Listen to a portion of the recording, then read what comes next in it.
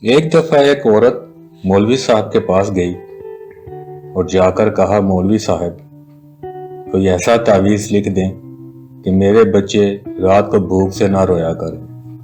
مولوی صاحب نے بھی ایک تعویذ لکھ دیا۔ اگلے ہی روز کسی نے روپوں سے بھرا تھیلا ان کے صحن میں پھینک دیا۔ خاتون کے شوہر نے ایک دکان کرائے پر لے لی، کاروبار میں برکت ہوئی اور دکانیں بڑھنے لگیں اور پیسے کی بھی ریل پیل ہو گئی۔ ایک دن خاتون کی نظر اس پرانے صندوق پر پڑی جس میں انہوں نے تعویذ کو محفوظ رکھا تھا۔ جانے مولوی صاحب نے تعویذ میں کیا لکھا ہے؟ تجسس میں اس نے تعویذ کھول ڈالا۔ لکھا تھا، جب پیسے کی ریل پیل ہو جائے تو سارا پیسہ تجوری میں چھپانے کی بجائے کچھ ایسے گھروں میں ڈال دینا جہاں رات کو بچوں کے رونے کی آواز آتی ہو۔